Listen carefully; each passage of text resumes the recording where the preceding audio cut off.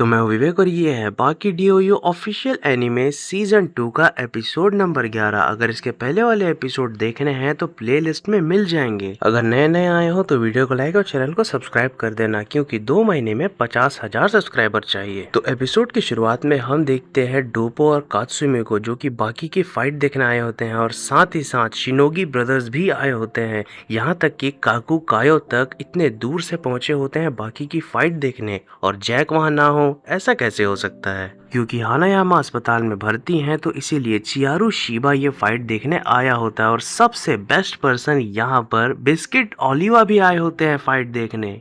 और उतने में ही मोटोबे के साथ गाया भी आ जाता है। मोटोबे व्हीलचेयर में होते हैं यहाँ पर, और यहाँ पर ये फाइट देखने के लिए वो सच में काफी एक्साइटेड होते हैं। वो दूर बैठे होते हैं तो इसके लिए वो कहते भी हैं, भले ही मैं दूर बैठा हूँ लेकिन उनकी मार काट की चाह को मैं महसूस कर पा रहा हूँ यहाँ से भी। खैर उतने में ही डोपो कात्सुमी को बताते हैं, वो 2 तलवार देख रहे हो कात्सुमी जो वहाँ गड़े हुए हैं, हो सकता है कि मुसाशी इनका यूज करे या फिर वो अपने तलवार लेकर आए, तुम्हें क्या लगता है? तभी कात्सुमी कहता है, मुसाशी जो भी यूज करे लेकिन बाकी को भी इसे यूज करना होगा, वरना बाकी को बहुत चोट लग सकती है। खैर अब यहाँ पहली बार चियारू शिबा देखता है मुसाशी को, जिसने उसके बॉस की इतनी बुरी हालत की। यहाँ पर मुसाशी ऐसे ही एंटर करते हैं और सभी को देखकर वो अपना मर्डरस ऑरा एक्टिव कर लेते हैं, और उनके ऑरा को बिस्किट ओलिवा पूरी तरीके से फील कर पा रहे होते हैं। यहाँ पर मुसाशी के ऑरा को फील करके सच में चौंक गए होते हैं ओलिवा। लिटरली उन्हें पसीना आ रहा होता है और वो सच में सोच रहे होते हैं कि इस आदमी में कुछ तो बात है। और आम लोगों में तो और ज्यादा डर का माहौल होता है, क्योंकि उन्होंने कांड के बारे में सुना है मुसाशी के। और साथ ही साथ यहाँ पर हम देखते हैं मुसाशी शांति से एकदम ध्यान लगाकर बैठ जाते हैं बाकी के इंतजार में। और वैसे ही लोग एकदम से चिल्लाने लगते हैं, क्योंकि उन्हें फील हो गया होता है उनका चैंपियन आ रहा है। और यहाँ पर अंडरग्राउंड अरीना का सबसे यंगेस्ट चैंपियन बाहर निकल कर आता है। बाकी को देखकर लोग सच में काफी ज्यादा खुश होते हैं, और जो भी लोग वहाँ बैठे होते हैं वो लोग भी अप्रिशिएट करते हैं बाकी को। फिर बाकी को देखकर एकदम से मुसाशी उठकर उसके पास आते हैं, और बाकी को देखकर वो तुरंत ही कहते हैं, मैंने सोचा था तुम जल्दी आओगे लेकिन तुमने तो देरी कर दी। और तभी मुसाशी नोटिस करते हैं कि बाकी के पीछे पहले जो वो खाना देख पा रहे थे अब उन्हें नहीं दिख रहा। पहले तो एकदम सारे प्लेट्स भरे हुए थे, बस खाते चले जाओ, कई किलोमीटर्स तक पीने तक का सामान रखा हुआ था, लेकिन अब सब कुछ खाली हो चुका है, कुछ भी नहीं बचा है, एक दाना भी नहीं बचा है। यहाँ सब इस तरह से खाली होता है, इस तरह से अस्त व्यस्त होता है जैसे युद्ध के बाद रणभूमि होती है, चारों तरफ सिर्फ लाशें और मौत। खैर इतना देखने के बाद मुसाशी कहते हैं, तुम्हारी हिम्मत कैसे हुई बाकी, तुमने सब खा लिया, मेरे लिए कुछ नहीं छोड़ा। खैर बाकी ये सुनकर कहता है, पर मैंने तो कुछ खाया ही नहीं, आप किस बारे में बात कर रहे हैं?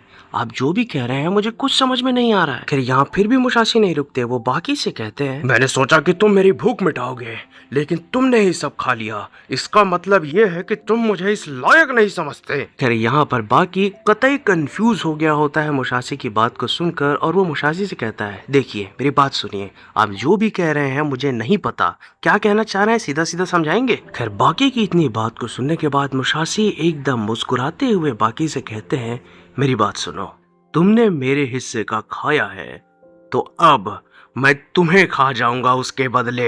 और मुसाशी की इन बातों को सुनकर, इस रवैये को देखकर बाकी सच में चौंक गया होता है, आखिर ये कहना क्या चाहता है, ऐसा सोच रहा होता है बाकी। खैर उतने में ही वहाँ पर रेफरी आ जाते हैं और बाकी और मुसाशी को पास आने कहते हैं और रूल्स बताना शुरू करते हैं। वो बताते हैं कि टोकुगावा ने एक खास संदेश भिजवाया है। तो टोकुगावा ने ये कहा है कि यहाँ गन के अलावा कोई भी हथियार इस्तेमाल कर सकते हैं, किसी भी तरीके का डेडली मूव भी इस्तेमाल कर सकते हैं। आप दोनों फाइटर्स से दरख्वास्त है कि आप लोग जीतने के लिए ही लड़े, इसके अलावा और कोई चीज बीच में नहीं आनी चाहिए। खैर इतना सुनते ही बाकी को यहाँ पर हंसी आ जाती है, क्योंकि लिटरली यहाँ पर मुसाशी को मारने के लिए आया है यार वो। खैर तभी बाकी कहता है, आप लोगों ने जो ये बड़ी बड़ी बातें की हैं, ये बड़े बड़े नियम लगाए हैं हमारी फाइट में ताकि सबकी रक्षा हो सके, किसी को भी नुकसान न झेलना पड़े, लेकिन ये आदमी उन सब से अलग है। मुसाशी एक नंबर का फ्रॉड है।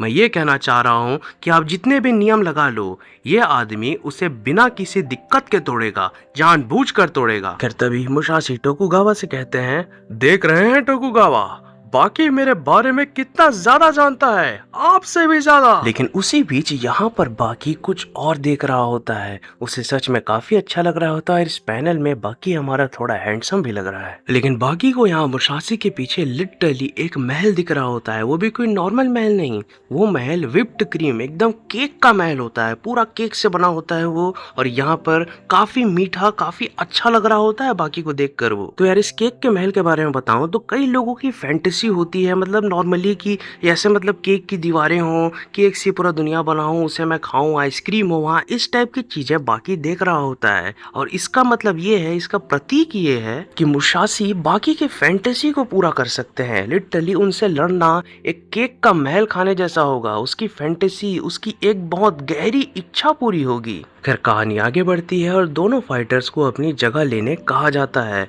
दोनों के दोनों एक एक कोने में चले जाते हैं और यहाँ पर बाकी सोच रहा होता है ये महल तो इतना ज्यादा मीठा लग रहा है कि एकदम चखते ही चकरा जाऊंगा मैं। खैर बाकी अपने पोजीशन में खड़े होकर अपना स्टैंस ले लेता है और वहीं पर मुसाशी भी अपना स्टैंस ले लेते हैं मर्डरस ऑरा के साथ। और यहाँ पर सच में बाकी रेडी होता है उनसे लड़ने के लिए। सभी लोगों की नजरें दोनों पर टिकी होती हैं। अपने अपने पोजीशन में दोनों खड़े होते हैं, स्टैंस में होते हैं, और साथ ही साथ मुसाशी को देखकर लोग सच में डरने लग गए होते हैं, क्योंकि उनके हाथ में तलवार दिख रही होती है सबको। और बाकी भी ये नोटिस करता है और उसे रियलाइज होता है कि पहले इमेजिनरी तलवार से वार करना चाहते हैं मुसाशी उसके ऊपर, लेकिन बिस्किट ओलिवा तो ये सब पहली बार देख रहे होते हैं। और ये देखकर उन्हें सच में समझ में नहीं आ रहा होता है कि आखिर ये चीज क्या है, ये आदमी है कैसा। फिर यहाँ फाइट का बेल जैसे ही बजता है, एकदम से बाकी मुसाशी के पास आ जाता है और उससे वो कहता है, तो मुसाशी सर, यहाँ पर लिटरली 2 तलवार असली वाले रखे हुए हैं, लेकिन आप इमेजिनरी तलवार निकाल रहे हैं। खैर ठीक ही है, आपके हाथ से तलवार दूर ही होने चाहिए। खैर तभी मुसाशी कहते हैं, तुम्हारा ये बड़बोलापन, तुम्हारा ये ईगो मुझे बिल्कुल पसंद नहीं है बच्चे। तुम्हें सच में लगता है कि ये इमेजिनरी तलवार कमजोर है और मैं तुम्हें इससे चोट नहीं पहुंचा सकता। मेरी बात सुनो बच्चे, तुमने इसका कट महसूस ही नहीं किया है और मैं करना भी नहीं चाहता। इतना कहकर बाकी एकदम से पोजीशन लेता है और एक जोरदार किक मार देता है मुसाशी के मुंह में। एकदम पास से गुजारी होती है उसने ये किक, और यहाँ पर लिटरली उसका एक बाल उखाड़ लिया होता है बाकी ने। खैर तभी बाकी मुसाशी से कहता है, अगर ये किक आपके थोबड़े पर लगी होती तो क्या हाल होता, जरा सोचिए। खैर उतने में ही मुसाशी एकदम से अपने चेहरे पर हाथ रखते हैं और उन्हें रियलाइज होता है कि थोड़ा सा उनका चेहरा कट गया है, खून आ जाता है उनके हाथ में। और वो बाकी से कहते हैं, तुम्हारी किक तो सच में अच्छी थी बच्चे, लेकिन मेरा तलवार ज्यादा सटीक बैठा है। और मुसाशी के इतना कहते ही हम देखते हैं कि बाकी को कुछ होने लगता है। वो एकदम से लड़खड़ा कर जमीन पर गिरता है और यहाँ पर उसे रियलाइज होता है कि लिटरली उसके पैर को काट दिया है मुसाशी ने। और यहाँ पर उस कट के बारे में उसे पता ही नहीं था, उसका किक कनेक्ट होने से पहले ही मुसाशी ने कर दिया था ऐसा। खैर उतने में ही मुसाशी नहीं रुकते, एक जोरदार लात वो बाकी के मुंह में मार देते हैं। इतना जोर से लगता है ये लात बाकी के मुंह में कि लिटरली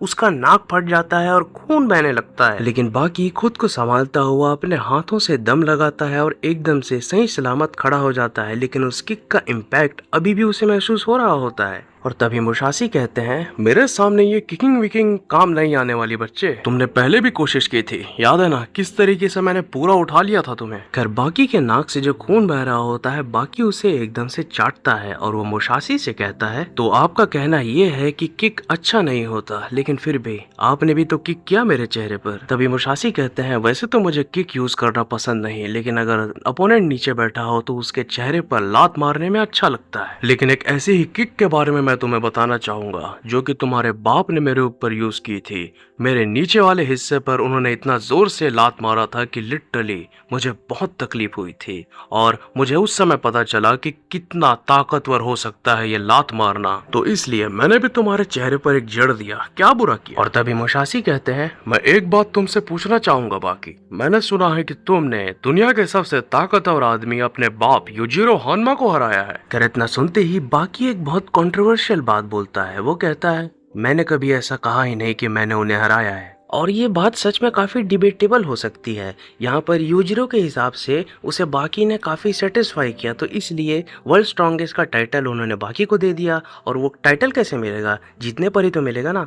तो यहाँ पर बाकी ऐसा नहीं सोचता कि वो जीता है, वो ये सोचता है कि डैड ने बस यूं ही मुझे वर्ल्ड स्ट्रॉन्गेस्ट टाइटल दे दिया। तो लोग यहाँ पर लिटरली दो ग्रुप में बढ़ गए हैं। एक ग्रुप जो मानता है बाकी जीता है, एक ग्रुप जो मानता है वो नहीं जीता है। और जो नहीं जीता वाला ग्रुप है उसमें तो खुद बाकी ही है। लेकिन मेरे हिसाब से तो बाकी जीता है, क्योंकि वर्ल्ड स्ट्रॉन्गेस्ट का टाइटल, कोई भी टाइटल आपको लेना है तो जरूरी थोड़ी है कि सामने वाले को जान से मारना ही पड़ेगा, एकदम कुत्ते की तरह हराना पड़ेगा। भाई सामने वाला इतना सेटिस्फाई हो जाए कि आपको वो टाइटल दे दे तो ये भी आपकी जीत ही है। खैर back to the main story. Musashi यहाँ पर थोड़ा चौंकते हैं और बाकी से कहते हैं लोग अपनी हार को भी जीत बनाने में लगे होते हैं, लेकिन तुम यहाँ पर अपनी जीत को भी नहीं मान रहे, मानना पड़ेगा लड़के। खैर तभी मुशासी कहते हैं वो सब छोड़ो, अब लड़ना शुरू करते हैं। ऐसा कहकर वो अपना मर्डरस ऑरा एक्टिव करते हैं और बाकी भी स्टैंस में आकर उनसे कहता है मैं तैयार हूँ। और दूर से मोटोबे तो ये सब देख ही रहे होते हैं। तो यहाँ पर वो मनी मन में कहते हैं चिंता मत करो बाकी, मैं इस बार बीच में नहीं आऊंगा।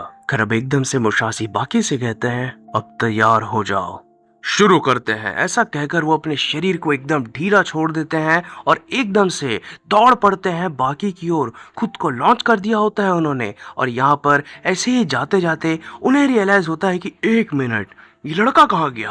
और उतने में ही हम देखते हैं कि एक कॉकरोच दौड़ कर आता है बड़ा सा, और बाकी धाए धाए धाए 3 शॉट लगातार मारता है मुशासी को। ये इतने ज्यादा तेज और इतने ज्यादा सटीक होते हैं कि आधे लोग तो देख भी नहीं पाए होते हैं। और मुशासी को यहाँ पर सच में काफी जोर से लगा होता है ये अटैक। मुशासी का लिटरली खून निकल जाता है, इतना जोर से पड़ते हैं उन्हें ये, वो एकदम जमीन में गिरकर चित हो जाते हैं। खैर उतने में ही जीनियस काकुकायो सबसे पहले नोटिस करते हैं कि बाकी ने जो अटैक किया, 3 अटैक किया, उसमें से केवल एक ही अटैक का आवाज आया, बाकी 2 सुनाई ही नहीं दिए। खैर तभी फ्लैशबैक में हमें पॉल बंडन के बारे में बताया जाता है, जो कि एक प्रोफेशनल गन स्लिंगर होते हैं। खैर उनके सामने 2 गुब्बारे टांगे रखे होते हैं उन्होंने, और एकदम से जब वो गोली मारते हैं तो दोनों के दोनों फट जाते हैं। लेकिन एक ही गोली चलने की आवाज आई होती है, लेकिन उन्होंने तो 2 गोलियां चलाई है ना। तो यहाँ पर हमें ये बताया जाता है कि पॉल बंडन ने इतनी तेजी से गोलियां चलाई, लिटरली केवल एक गोली की आवाज आई और दूसरी गोली इतने तेजी से चलाई गई कि लिटरली उसका आवाज डिले हो गया। और ये साउंड डिले तभी होता है जब पलक झपकाने से भी तेज स्पीड हो आपकी। और यहाँ पर बाकी ने कुछ ऐसा ही किया होता है। 3 अटैक्स उसने किए होते हैं, और यहाँ पर पहला अटैक जो चेहरे पर उसने किया होता है, केवल उसी का ही आवाज सुनाई दिया था, लेकिन जो उसने बीचों बीच मारा था शरीर के, उसका कोई आवाज नहीं आया। और साथ ही साथ ग्रोइन एरिया में भी मारा होता है बाकी ने, और उनमें दोनों में से कुछ सुनाई नहीं दिया, जबकि एक ही हाथ से उसने ये अटैक किए थे, लेकिन एकदम कॉकरोच की तरह तेज उसने ये किया था। भले ही ये सुनने में सिंपल लग रहा है, लेकिन बाकी ने इतने प्यार से, इतने प्रिसाइज तरीके से इस मूव को परफॉर्म किया है, काबिले तारीफ है। सच में बता रहा हूँ, मुशासी के चेहरे पर लिटरली चोट लग गई, गड्ढा हो गया वहां पर। और यहाँ पर जिस खूबसूरती को बाकी ने दिखाया है, उसके लिए उसकी तारीफ करना बनता है। और क्योंकि मुशासी को आंड में भी वो अटैक जोरदार लगा होता है, तो इसीलिए उन्हें काफी दर्द हो रहा होता है। यूजिरो के साथ भी ऐसा ही हुआ था और बाकी ने भी ऐसा ही किया, और तुम दोनों बाप बेटे यही अटैक करते हो, ऐसा वो उठकर कहते भी हैं बाकी से। खैर उसके बाद मुशासी बाकी से ये भी कहते हैं कि इतना चोट लगने के बाद जब वो जमीन में पड़े हुए थे, तब बाकी अगर कुछ अटैक कर देता उनके ऊपर तो वो हार सकते थे, ऐसा क्यों नहीं किया बाकी ने, ये पूछते हैं उनसे वो। खैर उतने में ही बाकी कहता है ऐसी बात नहीं है, मुझे नीचे पड़े रहने का वेट करने का जरूरत ही नहीं है आपका। बात यह है कि अगर मैं चाहता तो उन 3 अटैक्स में ही आपकी आराम से जान ले सकता था। खैर ऐसा खून वून बहने के बावजूद मुशासी हंसते हैं और बाकी से कहते हैं तुम्हारा बहुत बहुत शुक्रिया जो तुमने नीचे से नहीं मारा, तुम्हारा किक मेरे ग्रोइन के ऊपर लगा, अगर वो नीचे बीचों बीच लगता तो मेरा खेल तो यहीं खत्म हो गया होता। खैर मौके का फायदा उठाकर बाकी यहाँ पर एक जोरदार किक मारने की कोशिश करता है मुशासी को, लेकिन मुशासी उसे हटा देते हैं अपने से दूर। यहाँ पर वो किक कनेक्ट ही नहीं हो पाती और बाकी यहाँ पर अपनी इस फेलियर किक के बारे में सोच रहा होता है। अच्छा हमला किया बच्चे, लेकिन मैंने उसे देख लिया, अब एक काम करो, मेरे और पास आकर लड़ो। खैर तभी चियारू शिवा को याद आता है कि उसके साथ भी कुछ ऐसा ही हुआ था। जब उसने आंखों पर वार करना चाहा था बाकी के, तब वो इतनी तेजी से उसकी तरफ आया कि लिटरली उसके आंखों से टकराकर चियारू शिवा की दोनों के दोनों उंगलियां टूट गई थी बहुत बुरी तरीके से। और चौंकाने वाली बात यह है कि चियारू अटैक करना ही नहीं चाह रहा था बाकी की आंखों के ऊपर। वो तो लिटरली ये सोच रहा था जैसे ही बाकी उसके पास आएगा वो पंच बना देगा, लेकिन उससे पहले कि वो पंच बनाता बाकी ने उसके उंगलियों से टकराकर उसकी उंगलियां ही तोड़ दी। खैर चियारू बाकी की स्पीड को नहीं समझ पाया था, लेकिन मुसाशी के साथ केस चला गए। यहाँ पर उन्होंने स्पीड को समझा भी और अटैक को डॉज भी किया। लेकिन तभी मुसाशी बताते हैं कि जब भी कोई अपोनेंट आपके ऊपर वार करता है तो उसकी स्पीड धीरे से शुरू होती है और धीरे से वो एकदम तेजी से आपकी ओर बढ़ता है। उन धीरे से तेज के सफर में आप समझ सकते हैं कि आपके ऊपर वो वार करने वाला है। लेकिन बच्चे, तुम्हारे साथ ये अलग है। तुम्हारी स्पीड की शुरुआत ही मैक्सिमम से हो रही है। तुमने तो वो धीरे से तेज वाला पार्ट ही हटा दिया है बीच से। एकदम पानी की तरह तुम वार करते हो, ऐसी ही तुम्हारी तेजी है।